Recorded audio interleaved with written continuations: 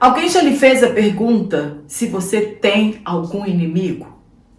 Será que realmente o cristão não tem nenhum inimigo em sua caminhada? E por vezes, inocentemente, nós respondemos: claro que não. Eu não tenho nenhum inimigo. Eu sou cristão. E é sobre isso e sobre essas respostas que nós vamos tratar nesta aula. A paz do Senhor para todos vocês. Que bênção que você está aqui mais uma vez no meu canal, sintonizado na EBD. Nós, professores, precisamos sim de subsídios para as nossas aulas, para levar conhecimento aos nossos alunos. E ao mesmo tempo que ensinamos, também aprendemos a respeito da Palavra de Deus. Sou Jane Martins de Souza, professora e superintendente de Escola Bíblica Dominical. Sou muito grata a Deus por essa rica oportunidade de estar aqui juntos aprendendo da Palavra de Deus. E já dá o seu curtir aqui na minha aula, isso ajuda que o meu canal cresça, continue crescendo. Quero agradecer a você que tem comentado em minhas aulas, você que tem compartilhado as minhas aulas, meu muito obrigado. E se tem sido uma bênção em sua vida, pode ser também uma bênção na vida de outras pessoas. Então já deixe o seu curtir aqui, compartilhe em suas redes sociais. E hoje na lição de número 5 trataremos sobre os inimigos do cristão. E os textos que foram tomados por base estão em Romanos capítulo 6, versículo 11 a 14 e também 1 João capítulo 2, verso 15 ao 17. Vou deixar aqui na descrição dessa videoaula o link do meu WhatsApp, se você quiser receber este PDF exatamente como eu leciono aqui. A minha aula não tem slides e é apenas um PDF para te auxiliar em sua aula. Também vou deixar o link da Hotmart, você que quer uma coisa mais rápida, né, sem muito contato, e a hora que você precisar, também tem o link da Hotmart, do mesmo PDF, que você pode adquirir, ou pelo meu WhatsApp, ou então pelo link da Hotmart. E muito obrigada você que tem adquirido o meu material e que é um assinante trimestral. Muito obrigada pelas orações. E é sobre os inimigos do crente que nós vamos tratar nesta aula. E às vezes, inocentemente, nós falamos para as pessoas que nós não temos inimigos, que nós somos crentes e que crente não tem inimigo. Somos o povo mais odiado do mundo, a Igreja de Cristo, depois, é claro, da nação de Israel. E simplesmente pelo fato de sermos também povo de Deus.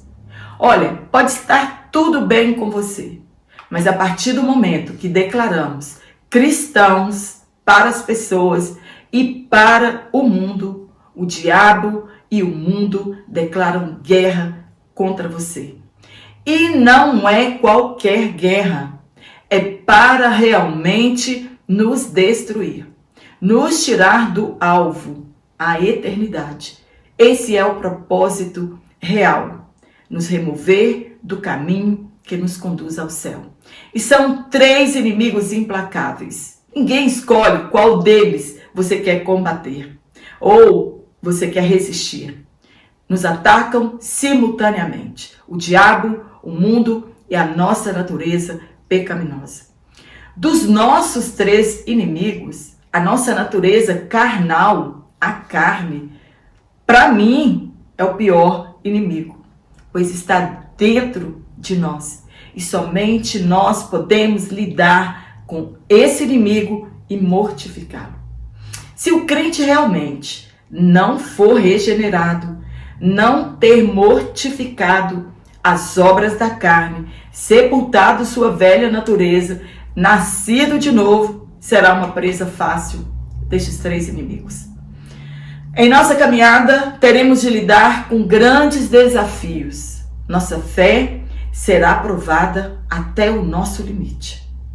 Você pode desistir de servir a Deus, mas nossos inimigos não descansam e muito menos dão tréguas.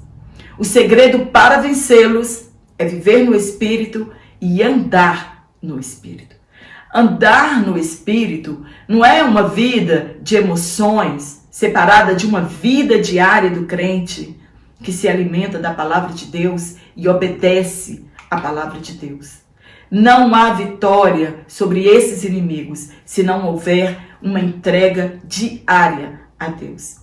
Devemos nos consagrar por inteiro e permitir que o Espírito Santo nos ajude a vencer. Que Ele também nos oriente por onde ir e deixar que Ele controle nossa vida. Precisamos ser fortalecidos por Ele. É sermos cheios do Espírito Santo diariamente. Não somente em cultos, seminários, cruzadas, nos gideões, mas é um viver santo e enchendo sempre nosso ser do Espírito Santo. Não existe segredo para vencer nossos inimigos. Existe renúncia do nosso eu. O diabo, a carne e o mundo são nossos inimigos diretos e, diga-se de passagem, que são poderosos. E somente estando em Cristo e com Cristo somos mais do que vencedores por aquele que nos amou.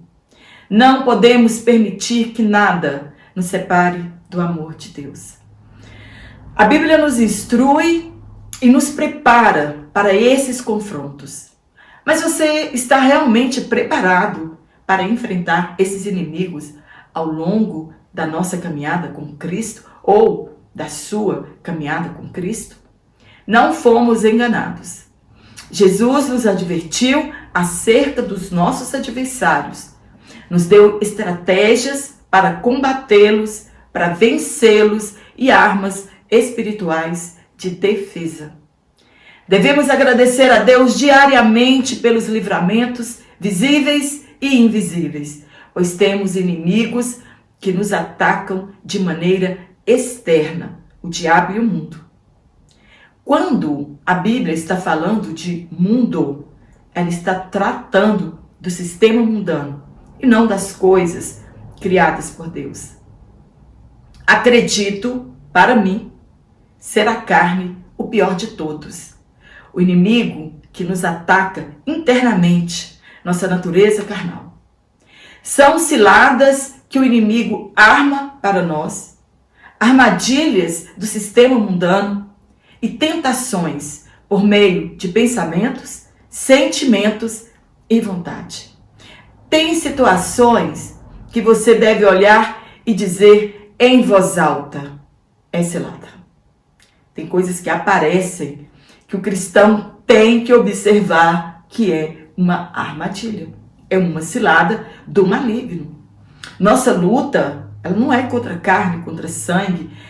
Não são as pessoas que são nossas inimigas, mas sim as potestades, o príncipe das trevas e as hostes espirituais da maldade que tentam e por vezes conseguem induzir as pessoas ao erro. Infelizmente, muitos de nós estamos lutando com as pessoas erradas e por isso fracassamos em nossos combates. Não é sua sogra, sua nora, seu filho, seu marido, sua esposa, seu vizinho, seus colegas de trabalho, seu pastor, um irmão de igreja, seu gerente. Não são pessoas. Precisamos ter discernimento e reconhecer as armadilhas malignas. Primeiro tópico, nós vamos falar sobre o primeiro inimigo do cristão, o diabo. Desde a queda, Lúcifer, quando foi lançado fora do céu para a terra, o ser humano é o seu alvo principal. Sendo inimigo de Deus, quer destruir-nos, que somos a imagem e semelhança de Deus. Por séculos, tenta destruir os planos divinos e arrastar o maior número possível de pessoas para o inferno. Ele não tem como alvo o sistema mundano, pois jaz no maligno. As pessoas estão contaminadas e escravizadas pelo pecado e pelo diabo. Seu alvo é a igreja de Cristo. E por esse motivo Jesus veio. Além de salvar a humanidade, ele veio desfazer as obras do diabo. E quem vive pecando é do diabo. E isso é um fato. No ponto 1, o diabo é real. Você tem dúvida disso? Ele é um ser real. Quanto menos as pessoas descreem na sua existência, maior o seu campo de atuação.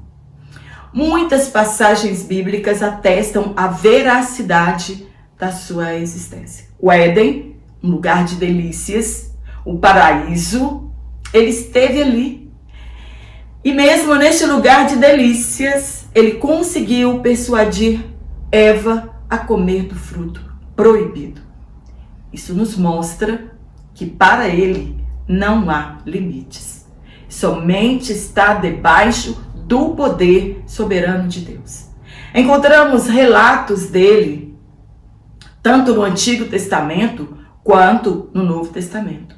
Sua ousadia é revelada no livro de Jó, quando no céu os filhos de Deus compareceram a uma reunião e lá estava ele, afrontando a Deus e a Jó.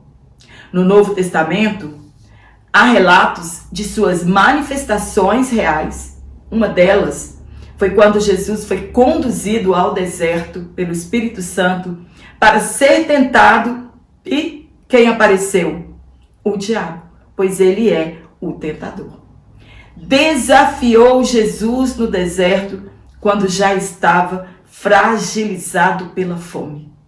Jesus respondeu que naquele momento de aprovação para o seu ministério terreno, ali no deserto, o mais importante não era demonstrar o seu poder, mas era obedecer a Deus e não saciar os seus desejos. Quanto mais próximos da palavra de Deus, mais entendemos a sua vontade. Ele foi mencionado por 29 vezes e delas 25 vezes ele estava atuando. Jesus aborda sobre o reino do diabo na terra e que, por sinal, é muito organizado. Jesus falou a respeito da parábola do trigo e do joio e que quem semeia o joio, que são os filhos do diabo, é o próprio maligno que faz essa semeadura, ele mesmo que faz essa semeadura de joio no meio do trigo. No ponto 2, a descrição de Satanás. Muitos pintam a sua imagem com grandes chifres, vermelho e com um tridente em suas mãos. Ele é aquilo que você quer que ele seja para você.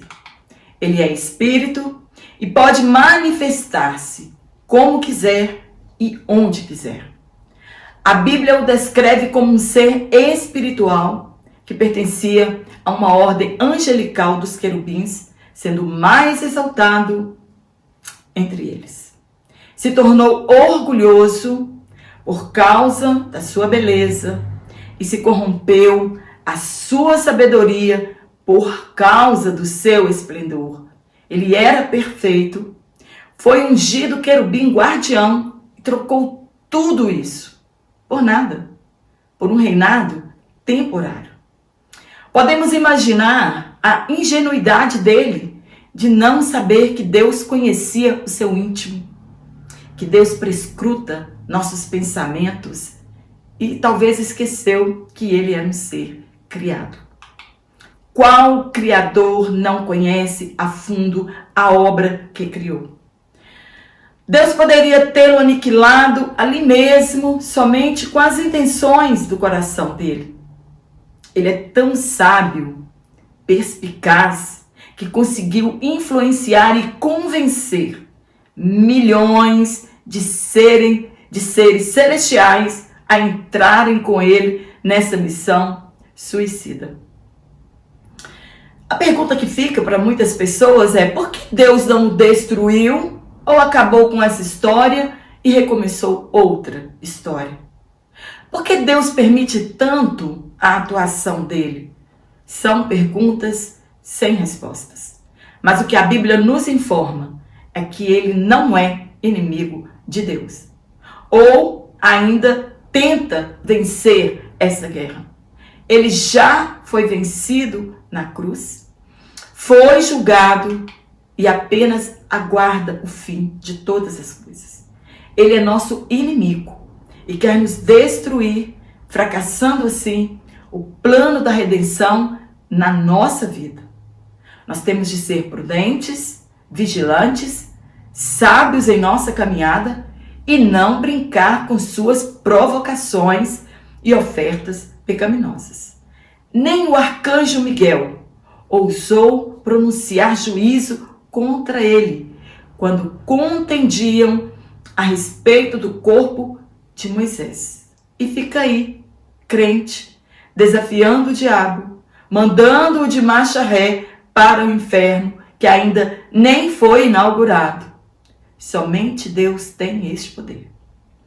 Alguns mestres da igreja primitiva citam essa passagem de Judas como uma citação tirada de uma obra apócrifa, a Assunção de Moisés. Outros afirmam que Judas se referia ao sepultamento de Moisés, que foi oculto aos olhos humanos. Ele tem poder, porém ele é limitado. Faz somente aquilo que lhe é permitido, tem de pedir autorização a Deus, no caso de Jó, por exemplo. Ele é o Deus deste século. E, infelizmente, cegou o entendimento de muitas pessoas. Ele é um ser pessoal, isto é, ele possui personalidade, ele é inteligente, sagaz, sábio, ele sente raiva, desejos e ele tem vontade própria. Jesus o considerava como uma pessoa e usou pronomes pessoais para se referir a ele. Paulo tinha medo que os irmãos em Corinto fossem enganados pelo diabo, assim como ele enganou a Eva no jardim. Ele tem inteligência, ele é um grande estrategista no quesito enganar. Não saiu facilmente do céu, antes travou uma luta com Miguel e seus anjos e foi derrotado. Ele tem muita raiva, mas ele nada pode contra os seres angelicais. E restou os homens para destilar a sua raiva. O desejo dele é fazer com todos nós o mesmo que fez com Jó e que também intentou fazer com Pedro. Jesus intercedeu por Pedro, por conhecer a estrutura dele. Pedro não resistiria a ser peneirado como o trigo, e ai de nós, se Jesus não interceder por nós, do mesmo modo a nossa fé desfalecerá. Ele tem vontade própria também, ele queria subir aos céus, erguer seu trono nas alturas, e seria como o Altíssimo. Era o desejo do coração dele. No ponto 3, a identidade do inimigo. A Bíblia revela seus nomes. A antiga serpente refere-se à sua sagacidade. Já observou quando uma cobra vai dar seu bote? A sua paciência em atacar e dificilmente ela erra o alvo? Quanto tempo você acha que o diabo observou e rondou a Eva até achar um momento oportuno de agir? Também é conhecido como Satanás, cujo significado é adversário, opositor. Aquele que não deseja nosso sucesso e fará de tudo para nos destruir. Tentou isso com Jesus e fracassou. Também chamado de maligno. Ser chamado assim revela o desejo que ele tem de fazer mal à humanidade e aos seres criados por Deus. Ele não tem misericórdia de ninguém. Lembra do menino lunático, da mulher corcunda por 18 anos, do endemoniado de Gadara? Você acha que ele tem misericórdia de alguém? Ele também é conhecido como dragão vermelho, tentador, enganador, Beuzebu, chefe dos demônios, Belial, que é uma pessoa má e sem valor. Todos esses nomes, não temos tempo aqui de descrever um estudo sobre isso. Todos esses nomes revelam sua natureza má e cruel. Ele incitou Hitler contra os judeus, incitou Nero contra os cristãos. E não teremos espaço aqui o suficiente para descrever todas as atrocidades ocorridas ao longo dos séculos. Nós temos a sua malignidade como pano de fundo. Quem são os demônios de quem o diabo é líder? Da mesma forma, são seres espirituais que possuem personalidade e são membros do reino de Satanás. São súditos governados por ele. São organizados e possuem autoridade. São inimigos de Deus e dos homens. É impressionante. O crime é organizado. Os demônios são organizados e unidos. Porém, o povo de Deus acredita que vencerão tudo isso de forma desorganizada, divididos e subdivididos. Jesus afirmou que qualquer reino dividido não subsiste. Observamos o povo de Deus perdendo terreno por falta de união e de organização. Nem toda doença é pecado. Nem toda doença é causada pelos demônios, mas eles podem sim causar enfermidades nas pessoas e assolar o mundo com pestes também. No segundo tópico, nós vamos falar sobre o segundo inimigo do cristão, a carne. O primeiro, o diabo. O segundo, a carne. Todos estes três inimigos, eles são terríveis e implacáveis. Porém, a nossa natureza carnal está em todos os lugares conosco e o pior, dentro de nós. Se ela não for sepultada definitivamente no batismo, com certeza, em algum momento, nos atingirá mortalmente. No ponto 1, conceito bíblico de carne. Muitas pessoas ficam em dúvida quando lê o texto que se refere à carne. Vejamos o que pode significar. Pode significar, no texto, tecido muscular do corpo animal e humano, parte interna do corpo. Nosso comentarista citou aqui a costela de Adão, por exemplo, O corpo humano inteiro. O ser humano, segundo a sua fragilidade e mortalidade. Deus se lembra da nossa fragilidade e de que somos meros mortais. E também pode significar a nossa natureza pecaminosa e as obras da carne são manifestas. O homem não regenerado, ele não consegue por muito tempo esconder suas obras infrutíferas da carne. A imoralidade sexual, a impureza, a libertinagem, o ódio, a discórdia, os ciúmes, a lista é grande. Pode ler Gálatas 5, a partir do verso 19 até 21, você vai encontrar, e em outras passagens da Bíblia também.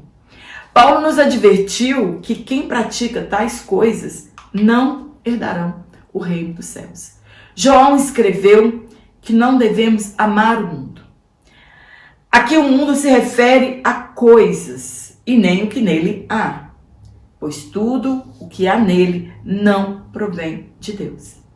É cobiça da carne, dos olhos e ostentação de bens. É o que conhecemos como concupiscência. Não podemos permitir que nada entorpeça nosso amor por Deus e pelas coisas espirituais. Infelizmente, nossas redes sociais virou palco de ostentação. E eu não estou falando dos não crentes, mas do meio cristão. Este mundo é o sistema de Satanás, a sociedade que se opõe a Deus. Quando João usa a palavra carne, não significa o que significa nos textos escritos por Paulo em Romanos 8, natureza carnal. O termo sarx se refere ao reino natural. Então, sarx é melhor traduzido como desejos físicos. E ela não opera no mundo espiritual, somente aqui no mundo físico. Os olhos físicos estão destinados a ver coisas visíveis como planejados por Deus. E é aqui que mora o perigo. Quando nos entregamos a isso, e as coisas visíveis tornam nosso principal foco. Tudo que meus olhos veem e desejam torna-se nossa prioridade. As pessoas querem ostentar, têm necessidade disso, de vangloriar e de apresentar às pessoas o que possuem. Esse é o perigo, quando queremos ter tesouros aqui na terra. Vivemos como se aqui fosse o nosso último destino. A fascinação pelo material é muito grande, mas não podemos nos esquecer que tudo passa e que somente a vontade de Deus permanece para sempre. A busca pelo prazer não dita tendência, é o egoísmo em grau elevado. É a busca pela satisfação pessoal. No ponto 2, a carne no Novo Testamento. Aqui o termo grego sarx está na sua totalidade, natureza pecaminosa longe de Deus, degradada e sem o Espírito Santo. O homem sem a direção do Espírito Santo é totalmente dominado pela carne e ele pode fazer horrores. Todos os seus desejos estão longe da vontade de Deus. Ele quer viver sem depender do Altíssimo, como se fosse possível viver longe de Deus. Viver longe de Deus é viver escravizado por Satanás e não há outra opção. A vontade e desejos carnais faz com que o homem se sinta o próprio Deus, dono de si, dono de sua vontade e, pasmem, dono do seu próprio destino. Paulo escreveu que devemos nos considerar como mortos para o pecado. O que morto faz? Nada. Isso acontece na regeneração. Um cadáver, ele pode sofrer vilipêndio. Ele não se manifestará. Alguém se manifestará por ele. Assim somos nós. Mortos para o pecado e vivos para Deus. E nossa natureza, se desejar se manifestar sobre nós, temos o Espírito Santo que sempre vem em nosso auxílio. No ponto 3, a perspectiva doutrinária da palavra carne. Depois da queda, carne é chamada doutrinariamente de natureza humana. Entendemos que a palavra carne pode ter vários significados, dependendo do contexto. Não podemos confundir quando a Bíblia fala de carne como corpo humano e quando ela fala de carne em relação à nossa natureza pecaminosa. Imoralidade sexual, idolatria são obras da carne. E outros pecados também são da nossa natureza humana pecaminosa. No último tópico, nós vamos falar sobre o terceiro inimigo do cristão, o mundo. Ponto 1. Perspectivas bíblicas da palavra mundo. Não é um mundo geográfico, mundo, natureza criada. Estamos tratando do mundo como um sistema. São pessoas que vivem distantes de Deus e têm o diabo como líder. São independentes de Deus. Acreditam não precisar de Deus para nada. Elas se consideram donos do seu destino e são o centro de tudo. O mundo odeia o cristão. O texto está se referindo mesmo ao sistema mundano. Eles acreditam que somos nós o pivô de tanto caos e da falta de liberdade. Jesus julgou o diabo e o sistema mundano na cruz do Calvário e ele foi expulso. Jesus cumpriu a profecia de Gênesis, derrotando o diabo na sua morte. Não podemos amar o mundo e nem o que nele há, pois estão em contraste com Deus e sob a influência do maligno. O que está no mundo são nossos desejos pecaminosos e são classificados em 3 níveis: concupiscência da carne, dos olhos e a soberba da vida. Ponto 2. 3 níveis de vícios infames. Devemos pedir ao Espírito Santo que não nos deixe com o coração dividido. Infelizmente, muitos estão com seu amor dividido entre Jesus e o mundo, entre a santidade e os prazeres mundanos. Devemos seguir a Jesus, em vez de seguirmos as paixões do mundo. Se estamos fazendo algo, não importa o que seja, esse algo tira nosso prazer em Deus. Então, se estamos fazendo algo, não importa o que seja, porém esse algo está tirando nosso prazer em Deus, em servi-lo, em estar na casa de Deus, essa coisa é mundana que deve ser evitada. Letra A. A concupiscência da carne. Se refere a tudo aquilo que agrada a nossa natureza pecaminosa. Deus deu ao ser humano alguns desejos inerentemente bons: a fome, a sede, o cansaço e o sexo. Por si mesmo, não são perversos. Porém, quando a natureza carnal controla esses desejos, eles se tornam concupiscência. Letra B. A concupiscência dos olhos. Lembrando que concupiscência é o desejo imoderado de satisfazer a sensualidade e o desejo intenso de bens materiais. Ela tem a ver com tudo que envolve a mente e a imaginação. Ela cria o desejo pelas coisas vistas por nossos olhos e que nos faz ceder aos nossos desejos. Letra C. Soberba da vida. É a expressão da autoglorificação humana no pecado. É o homem da atualidade desprezando a Deus. Vamos exemplificar dentro da Bíblia a concupiscência, que é a soberba da vida. Foram esses 3 artifícios que seduziram a Eva no jardim. Ela viu que a árvore era boa para se comer, concupiscência dos olhos, agradável aos olhos, concupiscência dos olhos, e uma árvore boa, desejável para dar entendimento, soberba da vida.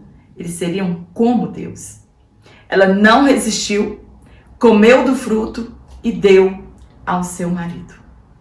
Um soldado do exército israelita, chamado Acã, ele provocou a derrota do exército por causa da concupiscência dos olhos. Cobiçou o ouro, a prata e uma capa babilônica. Os olhos são um portal para a mente e é a janela da nossa alma. Se nossos olhos forem bons, todo o nosso corpo será luz. Quantas pessoas querem impressionar outras pessoas com bens materiais? É a arrogância de pessoas que mostram a outras quanto ganham e o que possuem. Quantas pessoas estão endividadas por comprar bens materiais que não conseguem pagar, simplesmente pelo fato de desejar impressionar outras pessoas? A soberba da vida faz com que muitas pessoas ostentem um padrão de vida que não possuem, simplesmente para causar boa impressão. Muitos sacrificam sua honestidade e integridade com o intuito de fama e de se sentirem importantes. Não nos tornamos amigos do mundo de repente. O mundanismo, ele entra aos poucos na vida do crente. E em vez de sermos odiados pelo mundo, passamos a ser admirados por ele. O que há de errado com a sede? Nada. Mas a bebedice é pecado. O sono é uma dádiva de Deus. Porém, a preguiça é pecado. O sexo no casamento, usado devidamente, é uma dádiva preciosa. Mas quando usado indevidamente, ele é imoral. No ponto 3, vencendo o mundo. Sozinhos não conseguiremos jamais vencer o mundo sem o auxílio do Espírito Santo. Somos presas fáceis. Somos levados de um lado para o outro e o final da caminhada é fracasso e derrota. Ele tenta nos remover do caminho com ideologias anticristãs, estilos de vida que não glorificam a Deus e valores contrários aos valores cristãos bíblicos. Precisamos nos sujeitar a Deus e resistir ao diabo. Só quero abrir um parêntese aqui, que está grafado errado na nossa lição. Está Tiago 5:7 e é 4:7. Então só corrige aí na sua lição, porque é um erro de grafia. Resistir não é lutar. Não é atacar o reino das trevas. É se manter firme na posição de cristão, temente a Deus, observando a palavra de Deus. O diabo, ele não tem medo de crente que lê Bíblia, que ora, que evangeliza, que prega, que ensina, que jejua. Mas ele tem medo, sim, de crente que obedece, que santifica sua vida. E somente assim ele fugirá. Ele tentou tirar Jesus do propósito, porém Jesus obedecia a Deus em tudo. Não podemos apresentar nosso corpo como instrumento para o pecado e nem permitir que o pecado reine em nosso corpo mortal. Para vencer, é preciso nos entregarmos inteiramente a Cristo e nos rendermos a Ele. O segredo é rendição, é obediência e é uma vida consagrada a Deus. Amém? Espero ter te ajudado com este comentário. Se gostou, dá um curtir aqui. Compartilhe em suas redes sociais para que outros professores também tenham subsídios para suas EBDs. Agradeço o carinho de todos, as orações. Um abraço para você, que você tenha uma excelente aula e também uma semana cheia de bênçãos e que o Espírito Santo continue nos ajudando neste ministério do ensino. E eu te espero aqui na próxima aula, se Deus assim nos permitir então.